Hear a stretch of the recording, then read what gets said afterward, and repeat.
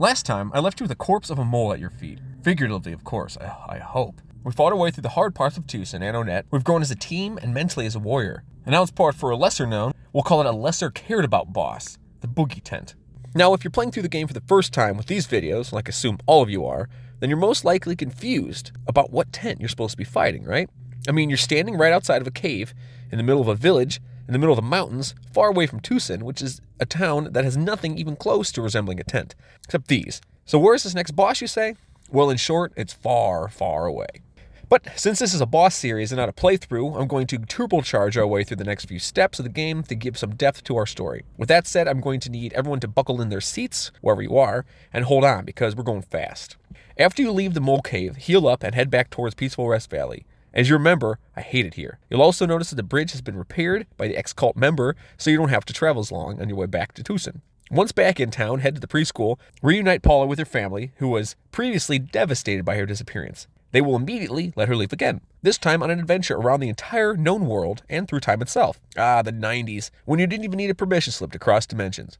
Once the tears have dried, head to Bergman Park and chat with Everdread again. He'll give you 10 grand. Take that to the Runaway 5 manager. After seeing them perform, pay him, and he will release the Runaway 5 from their contract, and they will play one last show at the Chaos Theater before offering you a ride to the next town.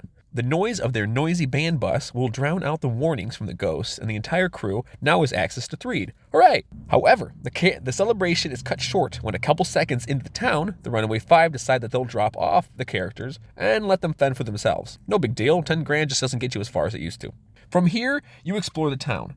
Check out the circus in the middle town, knock on all the doors of the scared residents, and when you're ready to move on with the plot, head to the upper left corner of the map. Traveling through the cemetery, aka ground zero of the most concentrated area of enemies in the game, finally you'll end up at 2 zombies that are blocking you from going any further. Talking to them will cue the plot point music, and you're free to return back to town. When you approach a hotel, you'll notice a unique-looking woman who seems to be drawing attention to herself.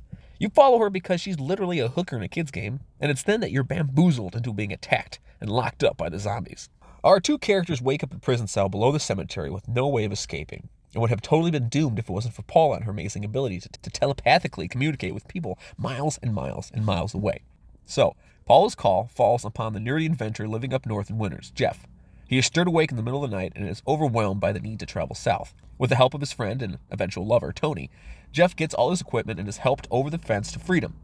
His first stop is the general store, where he gets a piece of gum from a strange woman, and the gum attracts a monkey who is just standing at the door minding its own business. When Jeff gives the monkey a simple piece of gum, the monkey becomes a lifelong friend and temporarily joins Jeff's team. Side note, in the area between the boarding school and the lake to the south is the greatest place to grind some goats. They are quite intimidating on your first run-through because of their power, but each battle gives you 20 experience points. That adds up quick, so grind them goats. The 2 head south until they reach a large lake and presumably a dead end. But, with a little shut-eye and a wind advisory, our small monkey friend turns into a lake monster magnet, and before you know it, we're riding on the head of a Tessie across the lake. It's all normal. Please, just let it happen. On the other side of the lake, you meet my personally favorite character in the game, the Dungeon Man. His first dungeon is nothing to call home about, but he has a great attitude and he'll get better. Make sure you get all the packages and smartly fight all the bosses. It's a big hike back if you die. A bit further, you reach a cave that you just passed through for now. You'll come back when you have more firepower. Exiting the cave will lead you to parting with your monkey friend. He, like most of your friends in the past, has left you to seek the attention of a lady. It's okay, you'll end up just fine. I would suggest being bold and fighting at least one of the cavemen around Stonehenge Base. If you grind the goats early, you should have enough strength. And if you grab the bottle rocket in the last cave, you'll have a shoo-in during the battle. Also, do not use the big bottle rocket Jeff has had since we started playing with him. You'll use that shortly.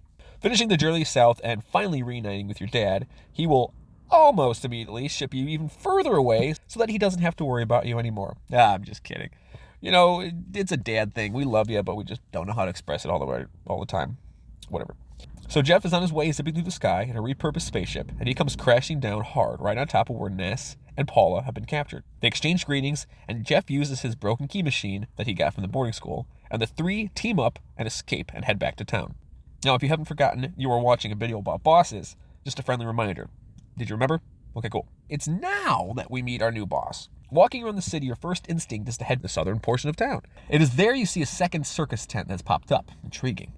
Once you get close, however, you realize that it is not a tent, but some sort of creature that has disguised itself as a tent, and you are pulled into battle with the Boogey tent.